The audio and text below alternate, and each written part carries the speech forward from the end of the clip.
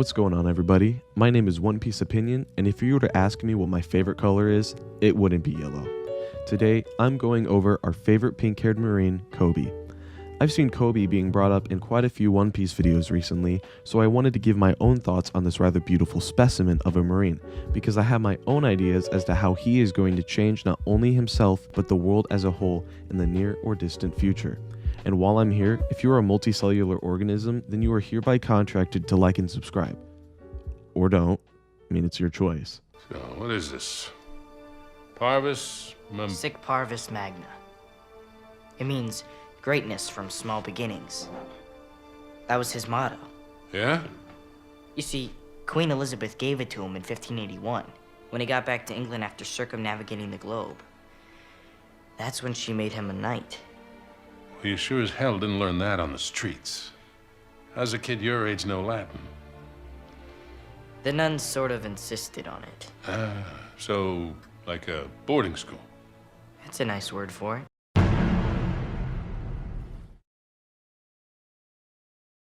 Growing up, I played a lot of video games, like a shitload of video games.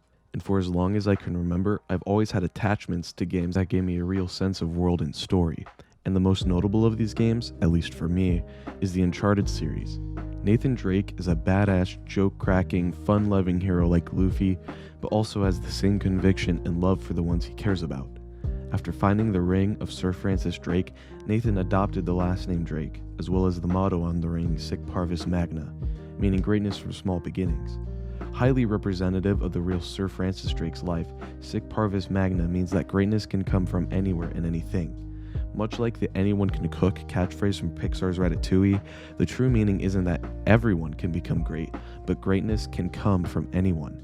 And this is highly evident as the true meaning of Sic Parvis Magna because Sir Francis Drake was gifted the ring by Queen Elizabeth I, as well as knighted. The first man to have circumnavigated the globe and come back alive was a great accomplishment of the time.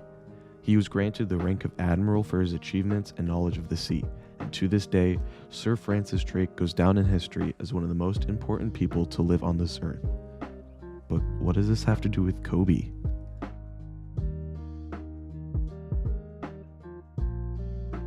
Koby was the first person Luffy met and befriended on his adventure. Luffy in one episode completely changes Koby's perspective on his own potential, going from being forced to simp for Alvida to declaring his true dream of becoming a member of the Marines. And after the events at Shellstown, we see that Koby actualizes his dream and joins the Navy. And while he starts out at the very bottom as a chore boy, his conviction to the Marines and his drive to become better impresses Garp, who takes up Koby and Helmeppo as his apprentices. Almost as quickly as Luffy, Koby learns different techniques and skills and earns his way up the ranks under Garp. And while Koby has been shown time and time again to be simply outclassed by Luffy, we have to remember that Luffy technically started his training long before Koby when he was taken to Dadan by Garp.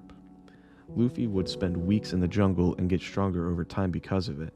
Now, in the post-time skip, we have seen that Koby has tapped into observation and armament hockey, and has also been recognized as a hero for stopping the Rocky Port incident.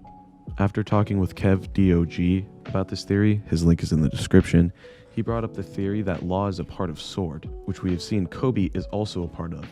He also brought up the theory that Sword was formed by Garp to bring down the world government from the inside. Kev brought up the idea of the Rocky Port incident being a staged event by Sword, which would discredit Koby a little in terms of his growth, but I also don't think Koby would have a place in any Special Forces division of the Marines unless he was capable. I mean, for crying out loud, he already has the rank of Rear Admiral after being in the Marines for only 2 years. And he was chosen to escort the Riku family to the Reverie. And furthermore, he got to that point from practically nothing.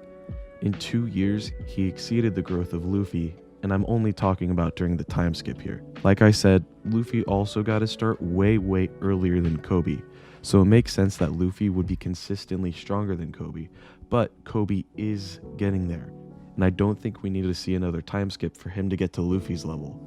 I think he will continue to grow exponentially until he is one of the greatest Marines in history.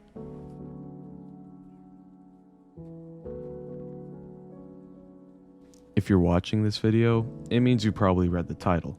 So why do I say Koby is the key to the future? Well, it's rather simple. Oda has stated in SBS that after Luffy and his crew find the One Piece, he will draw the greatest and grandest war ever put on paper. In my opinion, this final war will be the clash of the Straw Hat Grand Fleet, the Revolutionary Army, versus the world government. If things go to plan, the Tenryubito system will be abolished, and Eam will be dethroned.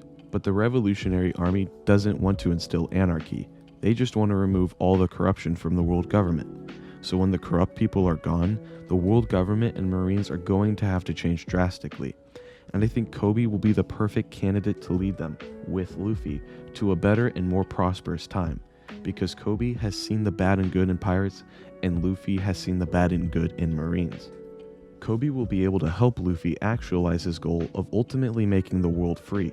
Luffy hates the Tenryubito, so he would want to remove them from power just as the Revolutionary Army would. It's this simple reason that I believe Koby is so important.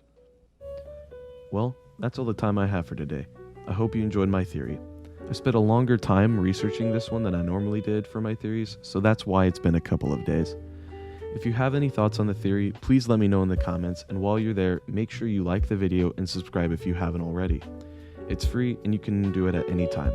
I hope you are happy and healthy, and I'll see you in the next one. Later.